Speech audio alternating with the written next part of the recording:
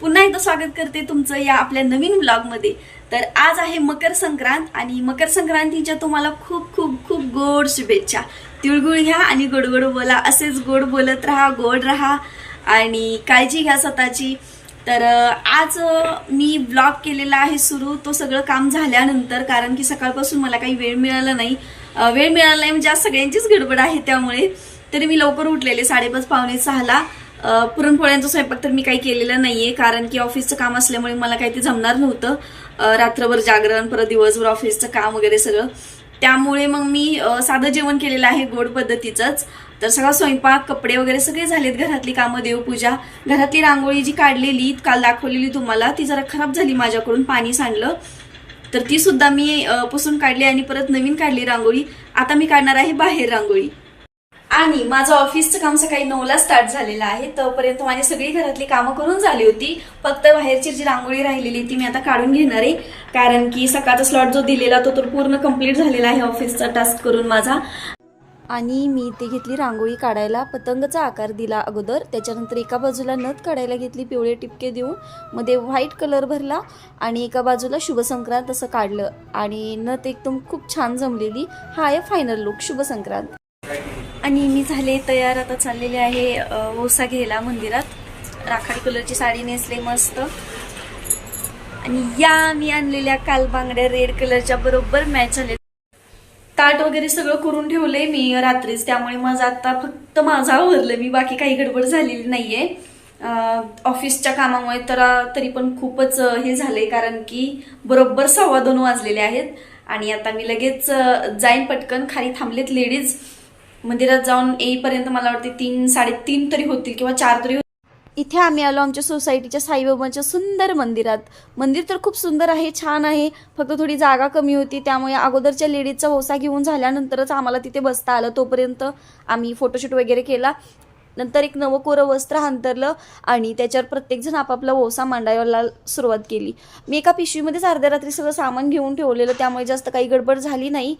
माझा 25चा ओसा होता, जसं की 5 विड्याची पानं, त्याच्यावर सुपारी, खोबरं, तांदूळ, तिळगुळ, बदाम वगैरे सगळं मी व्यवस्थित ठेवत होते। ॲक्च्युली थोडीशी पानं कमी पडली, म्हणजे छोटी पडली, त्यामुळे सगळं सामान थोडं थोडं माझं पडत होतं, तरीसुद्धा मी ते व्यवस्थित करून ठेवलं। माझ्या शेजारी ज्या शुभांगीताई आहेत त्या जवळच्या आहेत खूप, त्यांनी मला सगळं व्यवस्थित सांगितलं कसं करायचं, काय करायचं ते। आणि ह्या माझ्या सगळ्या सोसायटीतल्याच मैत्रिणी आहेत, तर त्यांचासुद्धा ओसा घ्यायचा चाललेला होता। प्रत्येकजण आपापला ओसा घेऊन मग नंतर दर्शन वगैरे घेतच होतं। आणि पलीकडेही आहेत, त्या पण पलीकडच्या बिल्डिंगच्या आहेत, तर म्हणजे आमच्या सोसायटीतल्या आहेत, दुसऱ्या विंगच्या। तर एक विठ्ठल रुक्मिणीची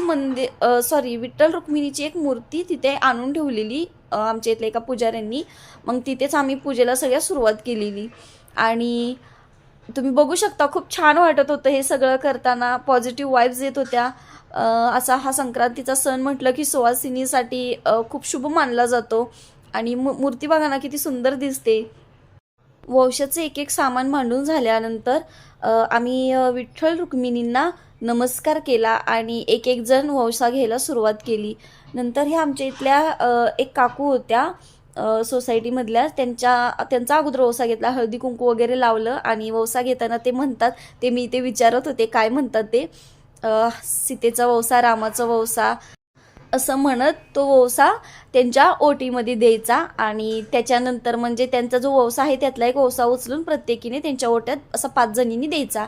तर माझी ही पहिलीच वेळ होती, त्यामुळे सगळं मी विचारून व्यवस्थित करत होते आणि मध्येच त्या सगळ्याजणी उखाणे घेत होत्या, खूप छान वाटत होतं। आणि अशी चेष्टा मस्करी चाललेली की उखाणे घ्या वगैरे सगळं। त्याच्यानंतर प्रत्येकीने वंसा घेतला। ही बघा तुम्ही इथून किती छान दिसत आहेत विडे आणि विठ्ठल रुक्मिणीची मूर्ती।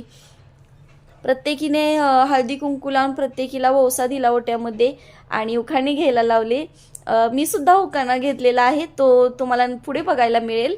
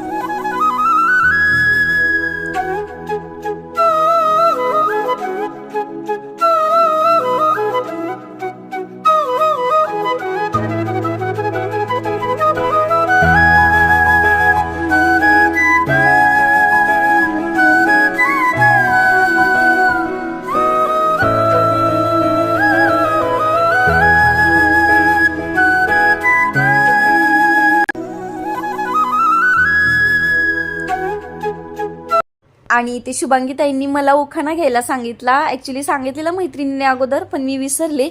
उखाणा असा होता की अंगणात असावी सुंदर रांगोळी फुलांची, गणेश रावांचं नाव घेते, सून आहे मी भोसलेंची. त्याच्यानंतर एक एक जण येऊन माझ्या ओट्यात वोसा देत होत्या. ॲक्च्युली एक वोसा बाजूला ठेवायचा होता, एक विडा, कारण की मागच्या वर्षी मी वहिनींकडून घेतलेला आमच्या, त्यामुळे तो त्यांना परत करायचा होता. तो मी आता रथसप्तमीला गावी गेल्यानंतर मी देणार होते. मग तो एक विडा जो आहे तो आपण ओट्यात घ्यायचा नसतो, बाकीचे 4 घ्यायचे असतात, असं असतं. त्याच्यामुळे तो साईडला ठेवलेला. आणि नंतर आम्ही प्रत्येकीने वोसा घेऊन वगैरे झाल्यानंतर तिथे थांबलो, थोडा फोटोशूट वगैरे केला, तिळगुळ दिले सगळ्यांना आणि देवाचं दर्शन घेऊन मग आम्ही तिथून आपापल्या घरी निघालो. झालं आमचं हळदी कुंकू वगैरे सगळं वोसा घेऊन आणि मी आली आत्ता घरी. ऑफिसचं काम पण करायचं आता, बरोबर वाजलेत 4, 4:15 वाजलेत. आता हे पटकन आवरते, जरा फ्रेश होते आणि लगेच ऑफिसचं काम करायला घेते. भेटूया नंतर. आणि आत्ता वाजतायत 8:30. नंतर तिथून आल्यानंतर ऑफिसचं काम झाले. भेटूया नंतर. आणि आत्ता वाजतायत 8:30. नंतर तिथून आल्यानंतर ऑफिसचं काम झालं. 7 वाजले बरोबर काम संपायला. त्याच्यानंतर मी पुढं स्वयंपाक केला, चपाती वगैरे, भाजी वांग्याची. आणि आता बसले उद्या सकाळच्या डब्याची तयारी करायला. तर छोटी छोटी मुलं येत आहेत संक्रांतीच्या शुभेच्छा द्यायला, तिळगुळ द्यायला. आणि इथे लाल बायकांनी म्हणजे लेडीजनी ज्या मी गेलेलो ओसा दिला, त्या लेडीजनी कुंकू वगैरे लावले, तेव्हा तिथं जरा लाल दिसतंय. उद्या काही किंक्रात आहे, त्यामुळे उद्या काही केस धुवायचे नाही आहेत, परवाच धुणार. तर भेटूया आपण नवीन व्लॉगमध्ये. कसा वाटला व्लॉग, तुम्ही कशी संक्रांत एन्जॉय केली, कसा गेला तुमचा दिवस, ते सुद्धा कमेंट करून नक्की सांगा. Bye bye, good night.